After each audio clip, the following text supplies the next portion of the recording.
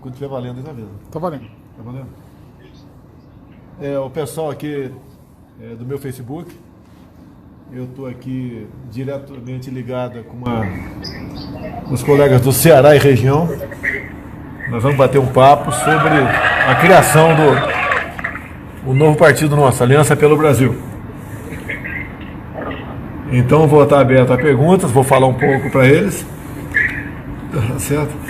Porque não é um sonho, nós temos um compromisso, meu, teu, de todos aqui, de mudar o Brasil. E temos o caminho pela frente. Sou presidente agora, estamos no primeiro ano de mandato, você já vê alguma mudança, não é aquilo que nós queríamos, né, mas já teve muita mudança, em especial os números da economia estão aí, mas é uma jornada, né? Desgaste eu vou ter, como de vez em quando tem, me interessa a minha posição, né, favorável ou não a determinado assunto, tem desgaste. A esquerda aproveita e alguns, né, que são aqueles, os isentões, né, que não tem o bandido de estimação, não tem o político de estimação, etc., entram para ajudar a desgastar. Só que nós temos um inimigo que está vivo, não é inimigo meu, inimigo do Brasil. Está vivo e não pode voltar por ocasião das eleições de 22.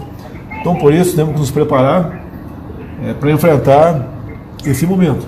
Algumas reuniões foram feitas no Brasil, agora está sendo feita uma no Ceará, Aliança pelo Brasil, e vai começar esse bate-papo daqui a pouco aqui, onde peço, né, um pouco da tua paciência, que assista, afinal de contas, o que está em jogo não é o meu futuro. Eu já estou com 64 anos, daqui a pouco eu estou deixando essa vida, né?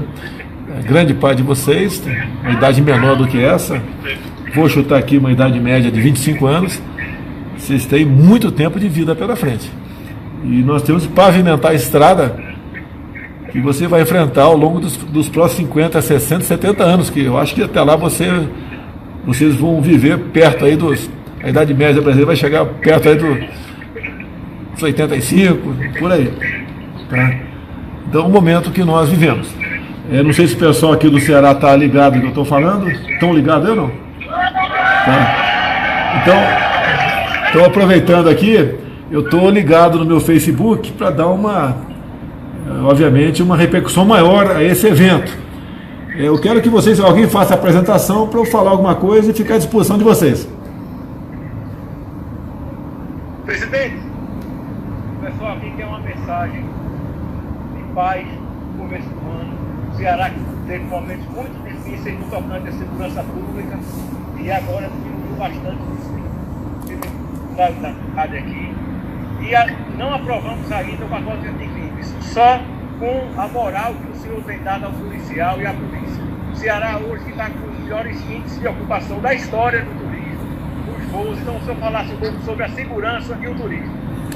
Olha, a segurança, a gente pode dizer que ela começou a melhorar no Brasil quando os líderes de facções criminosas de São Paulo foram transferidos para penitenciárias federais. Então foi cortado aí a comunicação entre a cúpula do crime e a raia miúda. Isso ajudou bastante. Tivemos uma crise no Ceará.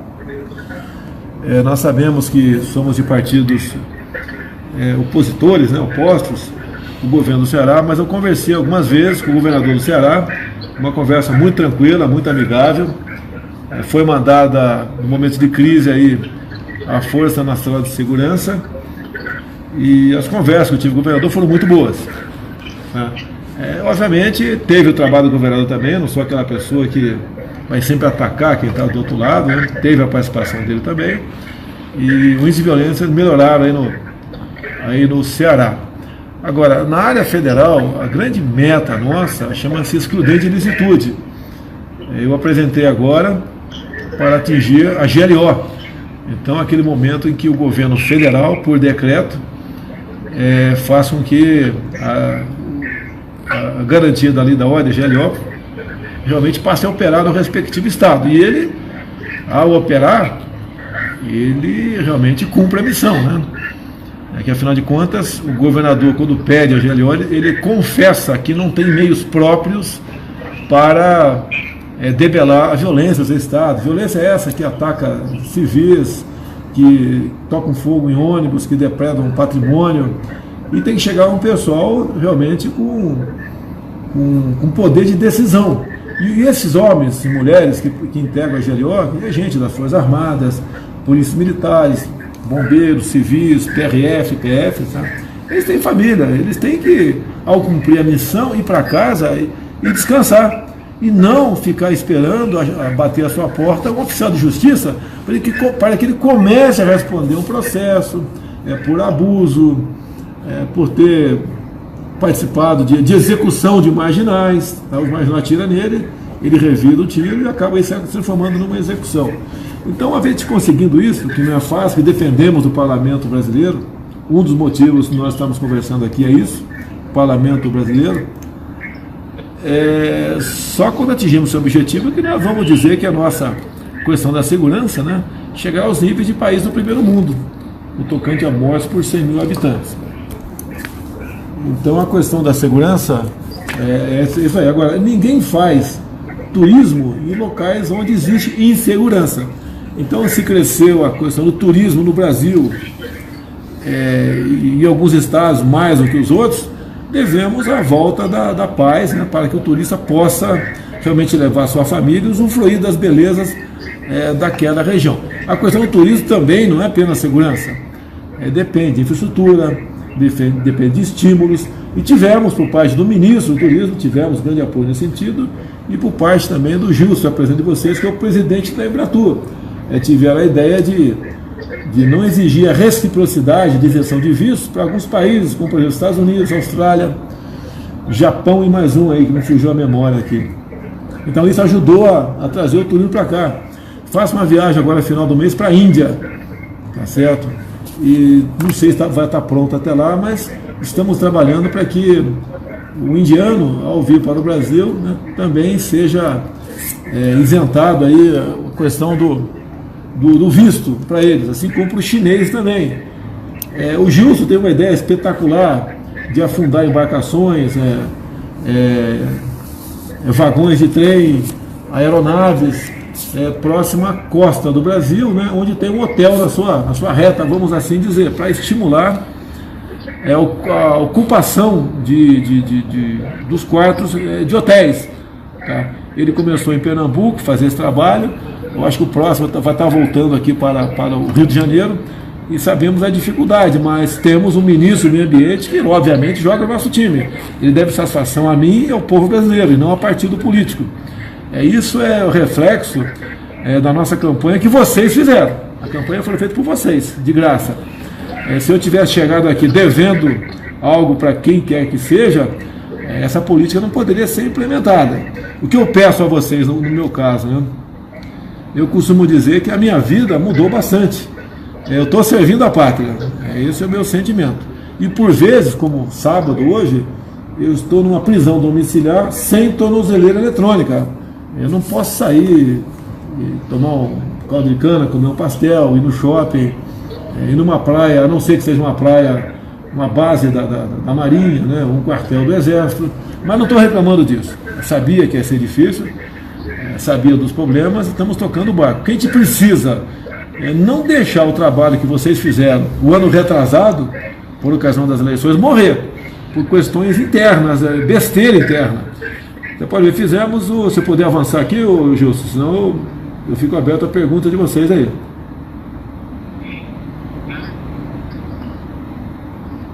Posso avançar aqui, Gilson? Tá chegando o som legal aí? Boa tarde. Eu acho que a pergunta que todo mundo aqui quer saber é quando você vai vir no Ceará.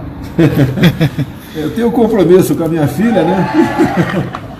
Eu tenho compromisso com a minha filha porque ela tem sangue aí de cabra da peste de Crateús.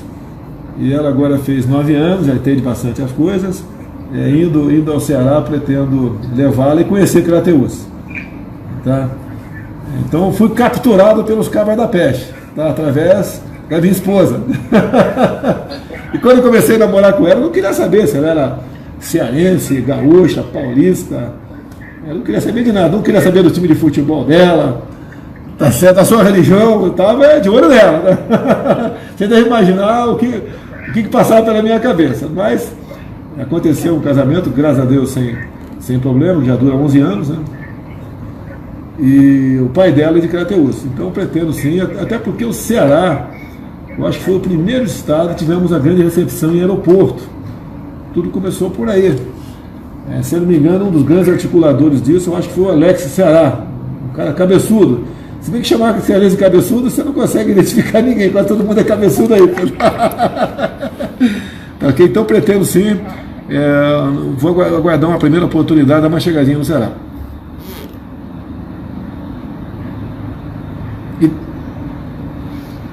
Presidente, tem aqui também o presidente da BEIA, a Margarida da Panela Linhares, está aqui, vou fazer uma pergunta.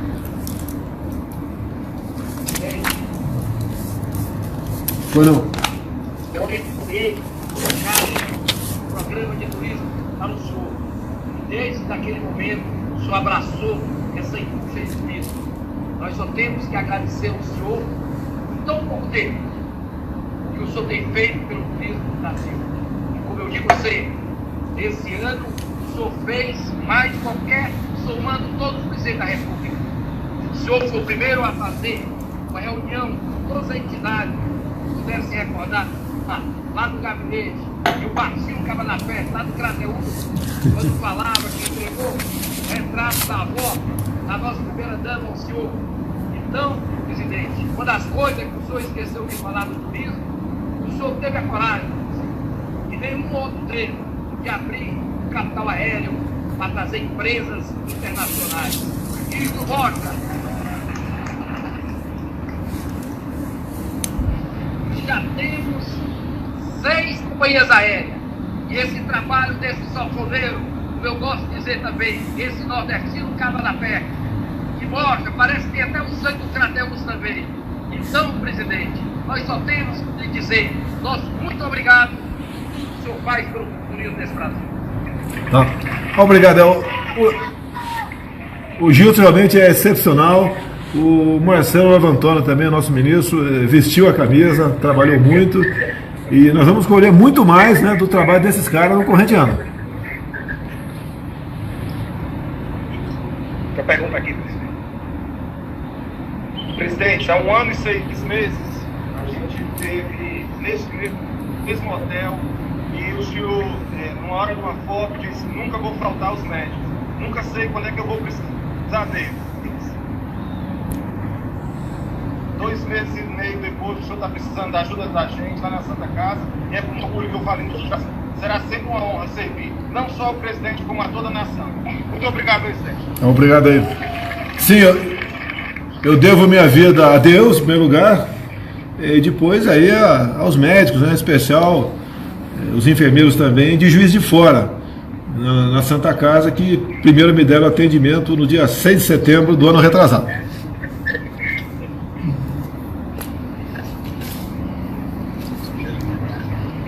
General Girão, nosso deputado, está aqui também.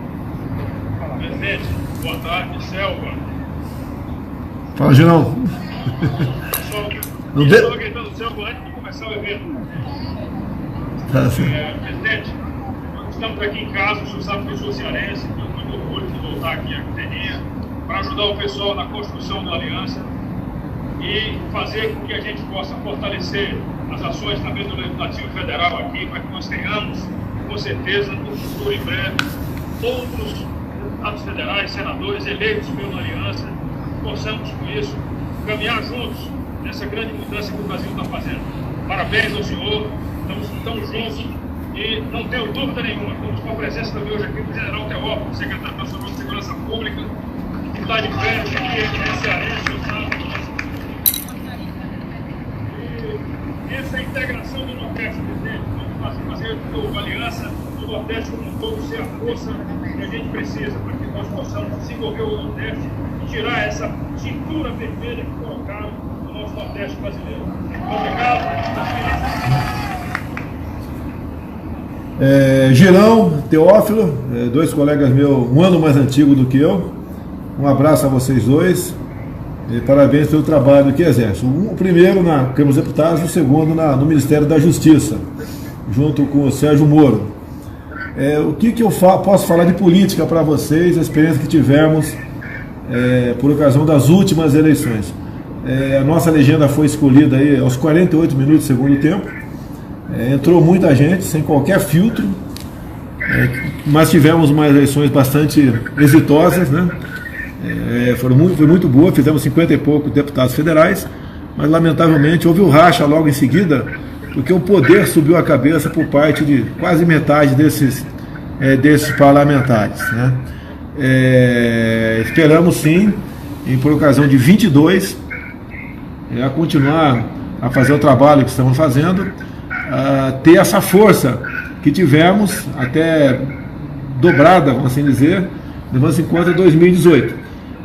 Pretendemos sim, como estamos fazendo agora, o trabalho de vocês também, né? Eu agradeço, a colher assinatura de formar o partido.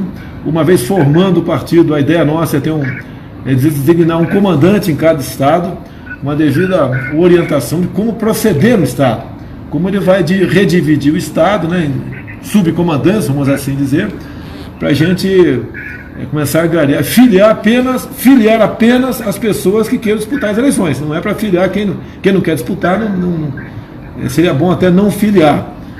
Tá? Agora, a filiação não vai ser quem chegar na frente, quem já tem um passado político ou não tem, tá? Vai ter em cima de um critério, um decálogo, vamos assim dizer, do que seria o nosso norte, né? Que nenhum de nós nos desviaríamos dele, para a gente realmente, ao conseguir, se Deus quiser, fazer uma boa bancada por ocasião das eleições de 22, eu acho que dá para dobrar, dá para fazer uns 100 deputados pelo Brasil, dá para fazer uns 10 senadores pelo Brasil, mas não pode subir a cabeça de um ou de outro em cada estado achando que ele vai ser o candidato ao Senado, ele vai ser candidato a deputado federal. Ele tem que ter um currículo, alguma coisa, e um compromisso realmente de se empenhar pelo Brasil, e não por si, tá? Como alguns fizeram aqui com a chegada da Câmara aí pelo PSL. Essa que é a nossa intenção, e tendo uma boa bancada, dá para fazer uns 100 parlamentares. Com 100 parlamentares você ocupa lugar de destaque na mesa, para botar uma pessoa na mesa que realmente produza alguma coisa, que não seja um poste, né? Preocupado apenas com os seus interesses, tá certo?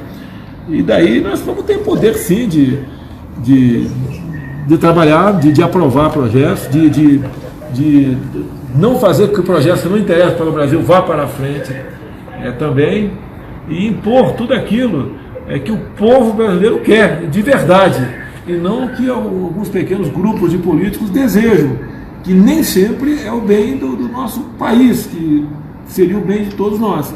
Esse é o sonho que a gente prepara para 2022. Você pode ter certeza de uma coisa, eu continuo com a mesma garra de 18, e se Deus quiser vai continuar assim juntamente com vocês.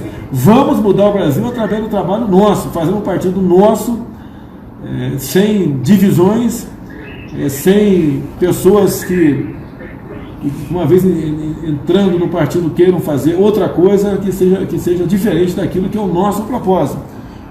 Não temos outro caminho, o caminho é esse, é salutar. Então estamos tendo uma oportunidade ímpar de mudar o Brasil, tá certo?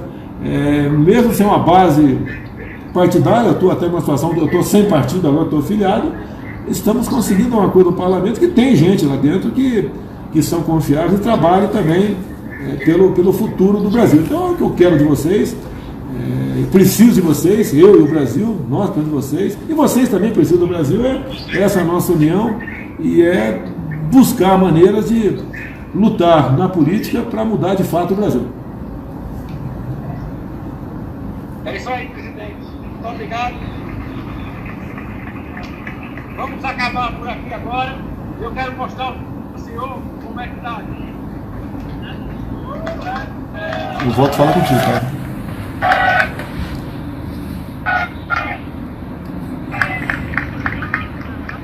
Tá ok?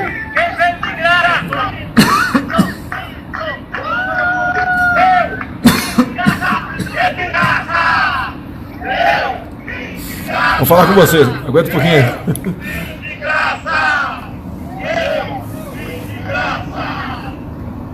Valeu, abraço aí. Abraço aí. Tem quantas pessoas aí? Ó, tá com 11 mil. Caiu bastante, né? Caiu porque, logicamente, a conversa ali.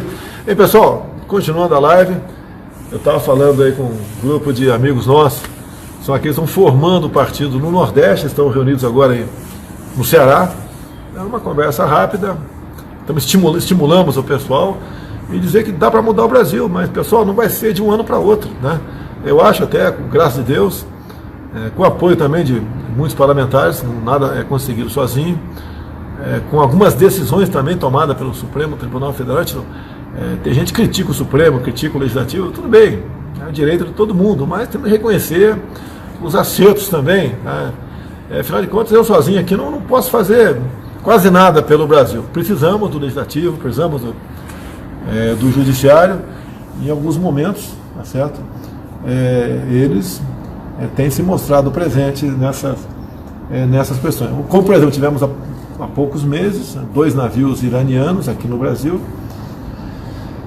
que tinham que ser reabastecidos, e havia interesse de outro país em não reabastecê-lo. Nós, junto ao Supremo Tribunal Federal, o ministro lá, presidente, deferiu liminar, foram reabastecidos, os navios foram embora.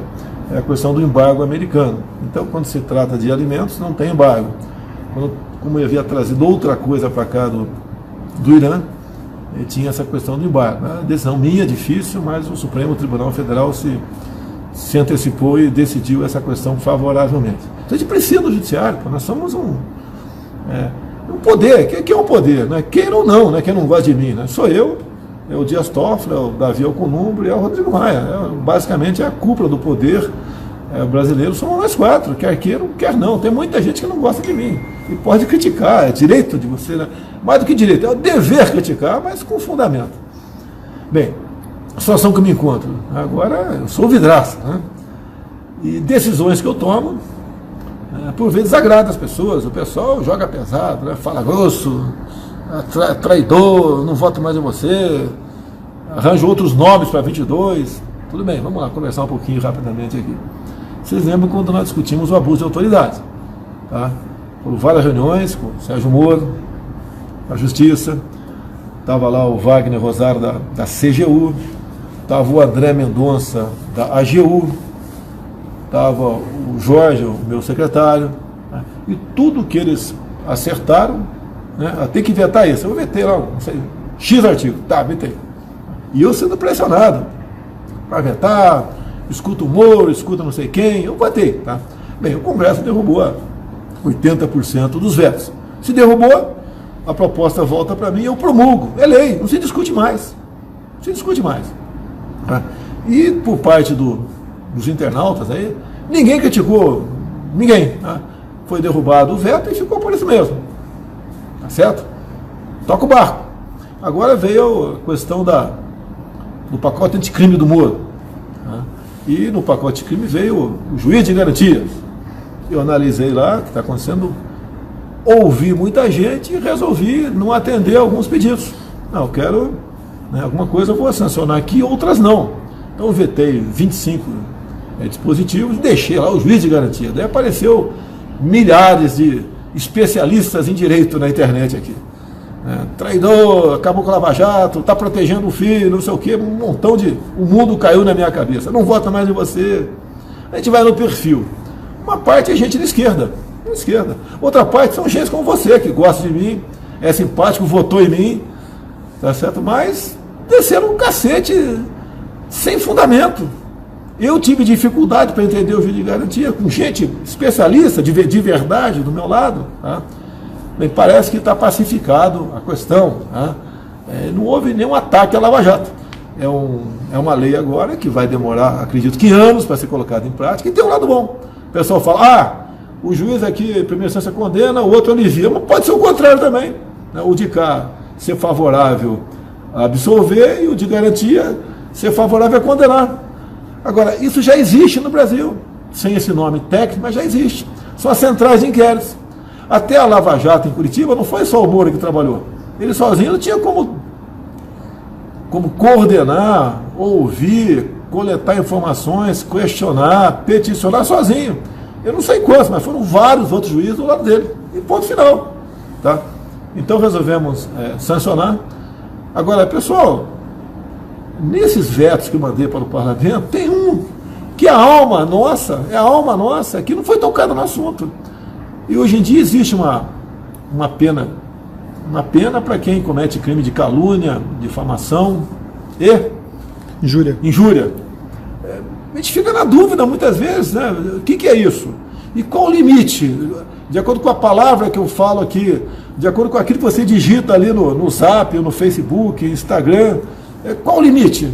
Não sabemos o limite disso, mas o Congresso emendou esse projeto anticrime, né? E triplicaram, a ideia é triplicar a pena. Aí ficou pesada a pena. Bem, eu vetei. Se derrubar o veto, é um grande passo para a censura na internet. Essa é a alma do projeto, para nós é a alma do projeto, a imprensa livre. Se nós não tivermos a imprensa livre, que é essa que você está assistindo aí, a gente não vai ter outra. Hoje, eu botei no meu Facebook o UOL, dizendo que eu estou pedindo, né, para não votar em candidatos que recebam dinheiro do fundão, mas eu usei 200 mil do fundão em 2014. Olha a desfaçatez do UOL. O fundão é 2017. O fundão foi criado em 2017. Não tinha como eu usar o fundão em 2014. E não se discute mais o assunto. Então esse projeto, esse veto tem que ser mantido. Caso contrário, eu já sei quais partidos vão votar fechadinho para derrubar o veto. É aqueles que acusam os outros de fazer fake news. Agora, por lado de cá, tem que procurar seu parlamentar. Eu sei que haja paciência muitas vezes, né? E conversar, mandar mensagem, mas não é ofender, não. É falar que se for derrubado esse veto que triplica a pena para esse tipo de crime na internet, basicamente ninguém vai ter coragem mais de publicar nada no Facebook, a não ser Feliz Natal, bom dia, boa tarde, com medo, né, de ser enquadrado nisso. E a pena é pesada. Outra coisa, vamos voltar para o juiz de garantia. Olha só, quando é que você ficou sabendo que existia o juiz de garantia? Me responda aí, quando? Seja sincero, responda para você mesmo. Foi discutido na Câmara e no Senado. Ninguém falou nada, nem deputado, nem senador. Eu não vi nenhuma matéria, recebo informações que acontecem no parlamento, ninguém falando sobre o juiz de garantia. Passou numa boa na Câmara, no Senado, ninguém falou nada, nem deputado, nem senador. Chegou para mim, ninguém sabia de nada também. Até que chegou um dia que eu tenho que despachar e tenho que sancionar ou vetar os projetos que chegarem à mesa. Então, quando eu sancionei o projeto anticrime do Moro, que ele mesmo reconhece que não é o projeto que ele queria, mas teve avanço, né? O mundo caiu na minha cabeça. Mas peraí, você tem que matar, se você acha que é uma cobra, não é um problema, tem que matar na raiz, pô. Matar lá no ninho, quebrar o ovo lá, não deixar a cobra nascer. E mais, infelizmente, aconteceu. Agora, como disse aqui, não causa nenhum problema, não vai ser a quinta instância, como alguns aí estão dizendo, essa questão, e está pacificada. Voltou a bomba lá para o Senado, né? Em parte para o Judiciário também. Agora, como isso vai ser regulamentado, a gente não sabe ainda, vai demorar, eu vou chutar aqui, mais de um ano, alguns falam em 5 anos, e é uma proposta que vai amadurecendo, e vai chegar ao bom senso, e vai ser bom, porque tem muitos juízes realmente julgo de acordo com a sua cabeça, não de acordo com o conhecimento que tem que ter sobre a matéria. Acontece, a gente vê casos aí de um juiz, por exemplo, no Rio, que quebrou o sigilo de 90 pessoas em 4 linhas. Para você quebrar o sigilo de uma pessoa, você tem que ter um fundamento, tem que ter um argumento. Não é simplesmente vou quebrar de 90 pessoas, que aquela pessoa que tem o sigilo quebrado, que muitas vezes não tem nada a ver com o assunto, a sua vida está marcada. É mesmo quando o juiz que manda uma busca em apreensão. Ele tem que ter responsabilidade. O Otto voltou aí? Então vamos ser breve aqui, para encerrando, né, o objetivo da minha conversa aí com o pessoal do Ceará, que estão lá, estão reunidos agora para colher assinatura, discutir a questão do partido. O que a gente precisa, pessoal? O primeiro ano passou, o carro-chefe do nosso trabalho foi a economia, foi a questão da segurança, um trabalho excepcional no turismo, avançamos muita coisa lá no Ministério das Minas e Energia, com o Almirante Bento. Temos esse problema de taxar o sol, já falei uma vez, rapidamente. Pessoal, quem está decidindo isso é a tal da ANEEL, Agência Nacional de Energia Elétrica. É uma agência que tem autonomia, é uma agência que os seus integrantes têm mandato. Tá? Teve uma matéria excepcional no Jornal do Estado de São Paulo, esqueci o nome da pessoa aqui, você tem uma pessoa aí? Heber Garcelo. Tá, eu vou botar no Facebook aqui o link da matéria aqui sobre isso, né, falando a verdade sobre isso aí. A matéria dele, não é do jornal, é dele. Tá? É muito bom. Tivemos sucesso com o Ministério da Agricultura, com a Tereza Cristina, o secretário da Pesca vinculado a ela, um trabalho excepcional do Jorge Seife. A questão do Ministério do Desenvolvimento Regional, tivemos alguns problemas, mas conseguimos atender em grande parte aí a questão de Casa Popular, né? E assim foi feito, tá? O Banco Central, juntamente com os seus outros órgãos, já está em vigor o percentual do cheque especial passou para 8% por mês a partir de agora. O pessoal fala, 8% é muito. Mas eu sei que é muito. Mas estava 14%, mas vamos com calma, não dá para você botar um valor lá embaixo que você quer, eu não posso interferir na economia. Quando a taxa Selic começou a bater lá 5%, 4,5%, o pessoal se encorajou e, podemos baixar a taxa do cheque especial. Agora a Caixa Econômica não está 8%, está 5%. Está 5%. Vai para a Caixa Econômica. Tá? E a Caixa, eu tenho certeza que o Pedro Guimarães vai baixar mais ainda. E, na verdade, só chegou a 8% através do Banco Central, porque a Caixa saiu na frente.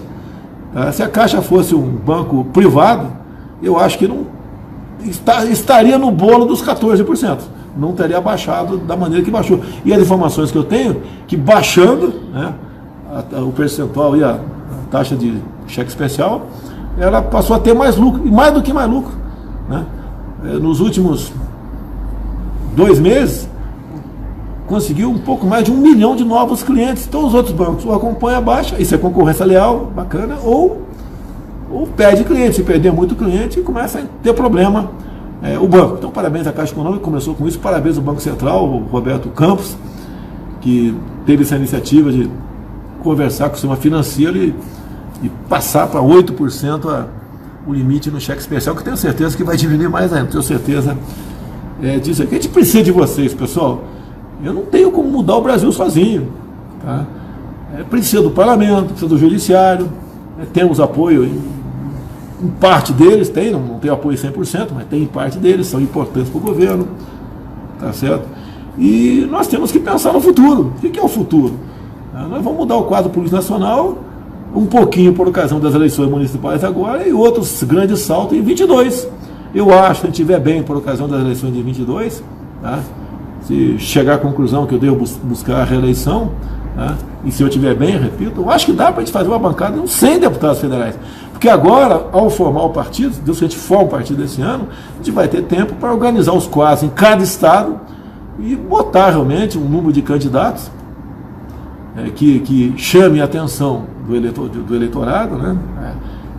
Chame a atenção do eleitorado, e as pessoas, ao votar nesses candidatos, vai ter certeza que vai votar em gente que foi peneirado, né, pela sociedade e não ajuntado, como nós fizemos no PSL. Não tínhamos outra chance, um pessoal juntado para lá, e quase metade depois resolveu cuidar da própria vida, ficou lá de olho no fundo partidário e no fundão também. Eu nunca usei o fundão, hein? Tem uma deputada de São Paulo que eu usei o fundão. Larga de mentir, porque em 2014 não tinha fundão só em 2017. Então é mentira, mentira, né? Quis sair na frente, se arvorando, até dizendo que ela que me elegeu, pelo amor de Deus, né? Tudo bem, quem me elegeu foi o povo, o trabalho que eu tinha ao longo de tempo de contato com vocês. Andei o Brasil todo, comecei a andar o Brasil, andar para valer no começo de 2015. O primeiro estado que teve um sucesso na chegada do aeroporto foi o estado do Ceará. Estava lá, inclusive, minha continência aqui, o Alex Ceará, que organizou tudo isso naquele momento lá em Fortaleza. E assim fizemos para o Brasil todo, né? Uma recepção maravilhosa em Roraima. Roraima está com problema, pelo amor de Deus, né? A gente busca, quer solução. Qual o problema de Roraima? Mais 2 problemas importantíssimos de Roraima e o Estado. O fluxo de venezuelanos fugindo da fome, da perseguição, da covardia de governos de Chávez e de Maduro. Tá? Aumentou o número de violência lá no Roraima. Tá certo? Alguns acham que deve fechar a fronteira. A gente sabe que se fechar a fronteira está cometendo um ato de desumanidade. O pessoal de Roraima fala, a desumanidade está acontecendo conosco aqui, com a quantidade de gente aqui dentro, sabemos disso. Hospitais cheios, pátio de escolas com venezuelano dormindo lá. E essa questão da Venezuela a gente não sabe quando vai acabar. O problema lá, que está acontecendo na Venezuela, tem que lutar para não acontecer aqui no Brasil. A Argentina mudou o governo, a gente não sabe o que vai acontecer na Argentina, espero que dê tudo certo lá. Nós vamos ter problema com o comércio com o argentino que depender de nós. O que nós queremos que a Argentina faça, né? com toda certeza o Paraguai quer que a Argentina faça, o Uruguai quer que a Argentina faça também, é que nós aí viemos a consolidar o acordo comercial do Mercosul com a União Europeia. Se isso tudo for colocado avante por parte do novo presidente, não tem porquê nós temos problema, né? Respeitamos aí o resultado das urnas na Argentina, e tudo bem, toca o barco. Agora o Brasil aqui, nós temos que aproveitar a oportunidade. Pela primeira vez na vida, eu estou com 64 anos, né? Nós tivemos um ministério aí escolhido por critérios técnicos. Né? Se você analisar qualquer ministro nosso com outros ministros, né, daquela pasta de governos anteriores, você vai ver uma diferença enorme do que está acontecendo. O próprio parlamento está ganhando com isso. E quando o Brasil sobe e melhora, o parlamento também, né? O pessoal respira, pô. Todo mundo ganha com isso aí. Mas devemos manter essa política. Não quer dizer que toda indicação política seja ruim, tem indicação que são boas, tudo bem. Mas como regra, em cargos como presidente de bancos, estatais, né, e os próprios ministérios, indicação técnica. Eu acho que dificilmente você vai reclamar do ministro nosso, coisa que você fazia até há pouco tempo. Agora, para continuar essa política, nós devemos, entre nós, não ter problema. Lógico que se eu errar, desce a lenha, sem problema. Mas pensa antes, né, de pegar e chamar de traidor. Tem que votar em fulano de tal em 22, você nos traiu. Antes de você falar em qualquer nome para 22, você deve ter alguns nomes na tua cabeça, procura saber como esse cara é na questão de armamento, se ele é contra ou a favor. Pergunta como é que é a posição dele no tocante de ideologia de gênero, a questão de política externa, tá? A defesa da soberania da Amazônia, como ele vai tratar os seus militares, Forças Armadas, Forças Auxiliares, polícias militares, né, PRF, PF, e todo mundo. Então você vai se iludir, poxa. Eu não tenho como me afinar 100% contigo. Qualquer medida minha, você vai estar satisfeito agora. Não é justo, né?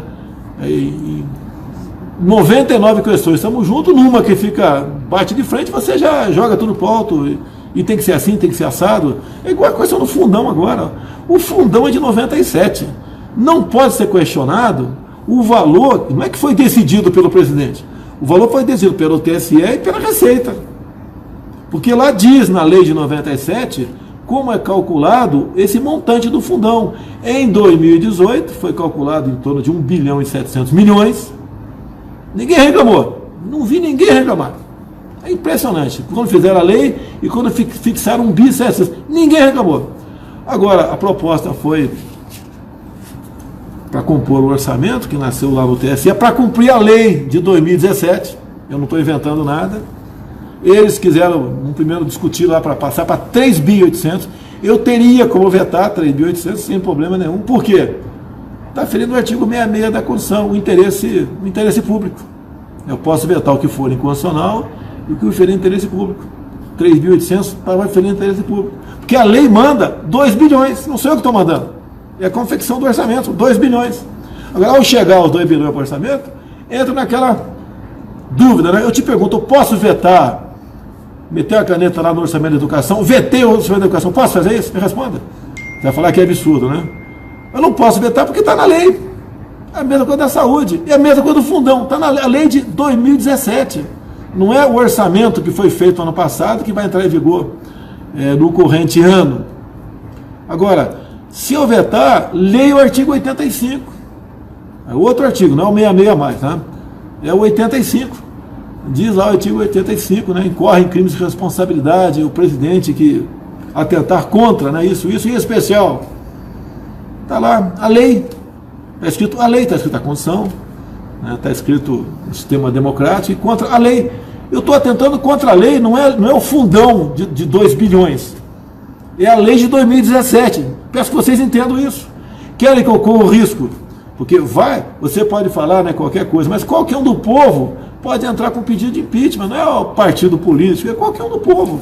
Entra lá em instituições, entra lá com pedido de impeachment. Dá uma fundamentada, olha, ele vetou, de acordo com o artigo 85, e é verdade, contrariou o inciso tal da lei, e vai lá para a mesa do presidente da Câmara. O presidente da Câmara já falou que não vai botar para frente. Mas, o que acontece? A decisão é dele de mandar para o plenário, não é dele, especificamente dele. Tá? E ele pode realmente botar para frente, né? Mas disse que não vai votar. Mas mesmo assim, vamos supor que o Rodrigo Maia infarte. Eu não quero que ele infarte não, tá? Fica tranquilo aí. Ele infarte, vem outro presidente. Ele vai manter o compromisso ou vai chegar para mim e falar, olha, ou você atende isso, né? Isso, ou vou mandar para o plenário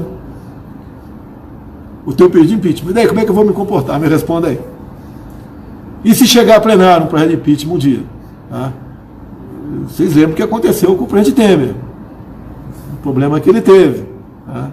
E daí, vamos correr esse risco? Vamos vetar e eu ficar refém de um futuro presidente da Câmara?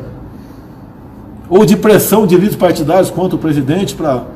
Não, vamos testar o cara, vamos mandar o projeto para a Câmara. É isso que vocês querem? Querem que eu faça aí?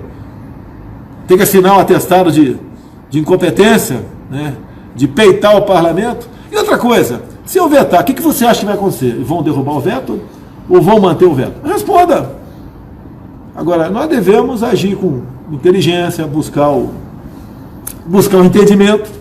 Às vezes não é o que eu quero, o que você quer, o que o parlamento quer, para a gente conviver, né, superar fases e chegar a 2022 com um Brasil bem melhor do que pegamos no início do ano passado. Hoje já está melhor do que do ano passado. E chegar em 22 melhor do que o dia de hoje. E partir com o novo partido que estão formando aqui, que não vai ter fundo partidário, mesmo que seja sancionado, né, ou derrubado o veto, no possível veto da minha parte, o 2 bi, isso vale para as eleições desse ano. Para as eleições de 22 vai ser um outro valor, acima, porque entra aí a correção. Tá certo? E mesmo que seja sancionado, né, por mim, esse fundão para 2022, o meu futuro partido vai ter 0, que leva-se em conta o número de deputados eleitos em 2018. E meu partido não elegeu ninguém em 2018, até porque meu partido não existia. Eu vou continuar com 0. Tem alguns aí... ele está criando um novo partido com o seu filho, está de olho nessa grana. Pelo amor de Deus, pessoal. Quem pensa dessa maneira é mesquinho, está mentindo. Tá? Ou então, está jogando ali para... Como as coisas acontecem, né? Votei em você, mas não voto mais. Mentira! Você vai no perfil do cara, está lá Haddad, tá, não sei quem, está outro candidato lá no perfil dele. E as matérias que eles postam também, tá? Tudo leva a crer que não votaram na gente, nem no primeiro, nem no segundo turno. Tento apenas te enganar, me desgastar, para eu chegar quebrado em 22. Para voltar quem? Tem alguma liderança hoje em dia para 22? Me responda. Não tem. Não tem. Nenhuma liderança, né, sólida para 22. E outra coisa, tem que ter uma liderança sólida, mas que tenha a capacidade de conversar, de dialogar, de fazer uma grande bancada e se expor e se impor em alguns momentos para você atingir seus objetivos. Às vezes o cara é muito bom, mas se você vai ver, ele é bom para ganhar voto até, mas vai chegar na hora, não vai funcionar. Então é isso que nós precisamos, a confiança, o apoio, tudo que acontece aí, muitas vezes, os especialistas da imprensa, né, fazem uma lucubração que o presidente armou dessa maneira para se beneficiar, para fazer isso, aquilo. Não existe isso, eu faço a minha parte. Né? Alguns acham que eu estou articulando, armando. Se eu pudesse armar, como esses caras pensam, eu teria armado lá atrás. Durante as eleições, o caso do Flávio não foi para frente, porque o Bolsonaro conseguiu trancar o processo. Se eu tivesse posto ele trancar, teria anulado, cancelado. Aí isso é uma armação que vem lá do governo do Rio de Janeiro. É basicamente isso. Tá? E o governador que se elegeu em cima do Flávio. Do lado dele, ao chegar à presidência, o governo do Estado resolveu fazer o quê? Eu quero ser presidente da República. E daí? Tem que me destruir. E daí tem seus amigos, aquele lado que nós sabemos, né? E tudo faz para derrubar a gente, o tempo todo desgastando. Se o Flávio for absolvido hoje, vão falar que eu interferi. Quantas vezes eu fui processado? Tu lembra do racismo no caso da Preta Gil? O pessoal queria a minha cabeça. Ele 3 anos ralando na questão do racismo. Tá? Racista, não sei o quê. Olha a resposta que deu para Preta Gil, que teu filho não namoraria uma negra, aquela história toda. Os caras inverteram a resposta. Bem, 3 anos depois, a Polícia Federal recebeu uma ordem do Supremo, foi no programa CQC do senhor Marcelo Tais, Sabe qual foi a resposta? Foi para buscar a fita bruta. Não temos mais a fita bruta porque ela foi reutilizada. É lógico que eles apresentam a fita bruta, iam ver que ela havia sido trocada as perguntas da Preta Gil, e iam fazer uma prova contra eles. Então o projeto foi arquivado. Uma armação em cima de mim, porque já sabiam do nosso potencial por ocasião das eleições de 2018. Depois passei a responder por crime ambiental. Isso aí é brincadeira que os caras fazem. Criminoso ambiental na Baía de Angra. Crime ambiental tem que ter materialidade, tem que ter a onça morta lá, tem que ter a árvore derrubada, tem que ter o terreno escavado, né? Uma ilha com a terra revolvida, tá ok? Então não tinha nada disso. E eles me autuaram por volta das 11h30 da manhã, isso mesmo? Por volta das 11h30 da manhã, numa terça-feira, dia meia dúzia de março de 2012. Daí você vai lá, 6 de março de 2012, terça-feira. Terça-feira é dia do parlamentar, está em Brasília. Daí você vai lá, vê que é terça-feira, 12 de março. Você vai no site da Câmara e procura saber as pegadas que tinha na Câmara. Pegadas como? Painel de presença, no dedo, painel no sistema eletrônico de votação, de presença, ou um voto qualquer. Você vê que por volta das 14h30, se não me engano, tem lá um dedo meu na presença. Nem possível, em 3 horas, eu saí da Baía de Angra, da Ilha do Sandre, né, da região da Ilha do Sandre, onde foi feita a autuação. Mesmo que tivesse jet ski, né, pega o jet ski, vai para a Vila História de Mambucaba, dali anda 200 km de carro, até o aeroporto Santos Dumont ou o Galeão, pega um avião, já que já está pronto para decolar, entra no avião para Brasília, pega uma moto em Brasília e bota o dedo de votação. Não tem como, armaram num dia errado. Se tivesse armado numa sexta, sábado, domingo ou segunda, eu tenho dificuldade, eu confesso, dificuldade para provar onde eu estava lá. Foi comprovado, mas sangrei 2 anos por crime mental. O pessoal queria minha cabeça. Foi arquivado. Questões que acontecem com a minha família, né? É um absurdo o que está acontecendo. Se errou, pau! Agora o que estão fazendo é um absurdo. Quebrando sigilo bancário de 90 pessoas ligadas a mim, ligadas ao meu filho. Busquem apreensão na casa de pessoas, né, que foram demitidas em 2008 e 2009. Foram demitidos em 2008 e 2009. Busquem apreensão. Uma barbaridade que o juiz de primeira instância está fazendo. Né? Vai chegar ao final esse processo. E não vai ser na primeira instância, que o processo já está todo contaminado na primeira instância. Interesse político local, você sabe do que eu estou falando, tá? Para o desgaste. Como armaram há pouco tempo a busca e apreensão na casa do meu filho Carlos, já com prova forjada para jogar para cima dele, com dinheiro lá dentro, com arma, com drogas, forjado. Por quê? Quem está fazendo esse tipo de serviço é o mesmo caso Marielle. Porque olha só, quando for no meu condomínio e acusar o porteiro, né? Eles acusaram o porteiro, né?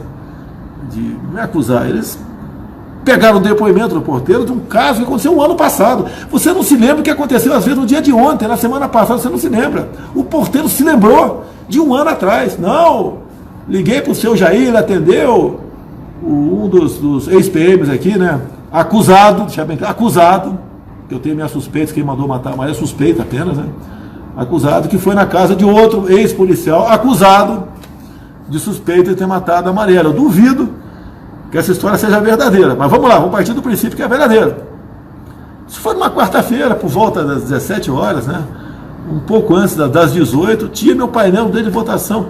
E eu falei que isso ia acontecer quando eu decolei para o Japão, por ocasião da entronização dos reis. Tinham 4 ou 5 deputados federais, senadores, mais ministros.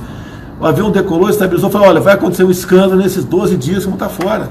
Por quê? Porque dia 9 de outubro, sem querer, eu estava no aniversário de um ministro, o ministro do TCU, aqui em Brasília, no Clube Naval de Brasília, e chegou o governador do Rio. E ele chegou para mim e falou: olha, o teu processo eu mandei para Brasília. Eu falei: que processo? O processo da Marielle. Que processo da Marielle? Eu mandei para Brasília. Ele teve acesso a um processo que corria em segredo de justiça. E outra, quem fez interrogou foi um delegado da Polícia Civil dele. Como é que o cara pode, né, chegar, botar num processo a suspeição minha do caso Marielle, né, segundo o relato de um porteiro, que no meu entender, ele assinou sem ler, ou foi pressionado, ou foi subornado. Alguma coisa aconteceu. Não foi por espontânea vontade dele que ele fez esse depoimento. E eu falei, e assim aconteceu, a TV Globo botou no ar. Eu estava lá acho que na Arábia Saudita, o penúltimo dia na Arábia Saudita, ele botou no ar. E o Globo começa, né? O deputado estava então o deputado estava em Brasília, mas o porteiro falou isso. Agora fica aquela suspeita, né? Não, ele é miliciano, o filho dele tem contato com o policial, já deu uma medalha, não fala o ano, né? Foi 2004, 2005, deu uma medalha para o cara acusado de ser miliciano, tá certo? E então ele tem sim, está envolvido. Qual interesse eu teria contra a Marielle? Qual interesse? Zero. Vocês nunca me viram conversando com ela. Me viram conversando com ela, trocando uma mensagem com ela. Zero, nada. Mas o pessoal fica o tempo todo massacrando. E o governo do Rio de Janeiro sabe, né, que não tem nada contra mim, mas ele sabe muito bem, como juiz, né, que é, o desgaste que isso acontece. Muito obrigado, governador Witzel. Muito obrigado pelo trabalho que você está fazendo aí. A justiça vai ser feita, mas não é essa justiça tua aí, de um setor do judiciário, de uma parte do judiciário, uma parte do MP do Rio de Janeiro. Vamos chegar aos bons termos nisso. Agora, no mínimo, o que está acontecendo no Rio de Janeiro é obstrução da justiça, no mínimo. Obstrução da justiça. Quando fica plantando, né, essas notícias, com o apoio do Jornal Nacional, tanto é que nenhuma outra televisão publicou nada, por quê? Pô, se eu estava em Brasília, por que vai dizer que eu sou suspeito de ter recebido os dois suspeitos de matar a Marielle na minha casa? Mas tudo bem, vamos em frente aí. Osso do ofício, sei dos problemas, levo porrada, é o jogo sujo do poder, né? E essas pessoas não têm futuro na política. Eu estava num ambiente excepcional com o governador, né, depois das eleições, não participei da eleição dele, não participei. Você não vê nenhuma foto minha com ele, agora vê um montão de foto dele com o Flávio. Se elegeu em cima do Flávio. E o Flávio é o alvo principal dele, o Flávio é o objetivo, é um instrumento, né, para chegar a mim, para tentar me desqualificar para 2022. Mas acredito em Deus e no entendimento do povo aqui no Brasil, a gente não vai ter problema não. Bem, mais uma coisa para falar aqui? Pessoal, é uma corrida, é uma maratona, corremos um quarto dela, né? O primeiro ano passou, vamos ficar juntos. Respirar antes de fazer uma crítica é um direito, mais que um direito, é um dever teu criticar, né? Mas respira antes, para você realmente criticar numa boa, né? E se eu estiver errado, se eu me convencer que estou errado, eu peço desculpas. Se for perdoado, tudo bem. Se não for, lamentavelmente, amém. Não me toca o barco. Nós temos um objetivo de mudar o Brasil, tá? Eu não sou outra coisa da minha cabeça a não ser mudar o Brasil. Tem uma matéria do Ricardo Fiuza. Eu não li ainda, li por alto aqui a matéria dele. Estamos confirmando a veracidade, que eu vi que está no papel, tem que confirmar, é uma matéria muito boa. Eu quero ver mais do que a matéria, eu acredito muito em vida que pensava de mim no passado, que pensa no momento, depois foi formado o governo e tendo em vista aonde chegamos. Então tem gente que realmente faz análise, faz a minha curva, como já errei no passado. Eu era estatizante, eu nunca neguei isso. Mudei, o Paulo Guedes mudou minha cabeça. E estamos botando a economia, né? Muito obrigado a vocês. Passei do Mourão, né? Porque o limite para sancionar o fundão, eu vou estar na Índia. Eu posso vetar o sanção antes, ou deixar para o Mourão. Mourão, se vira aí, pô, se vira nos 30 aí, você decide o que vai fazer. Mas a responsabilidade é minha. E eu tenho certeza que conversar para você alguma coisa é sancionar o vetar bomba, entre aspas, né, para o subcomandante decidir. É realmente que analise a questão com frieza, não me deixe ficar na mão de terceiros. Termino dizendo que buscar o entendimento, né, tem que buscar o entendimento com o judiciário, é o mesmo poder, são os três poderes que decidem o futuro do Brasil.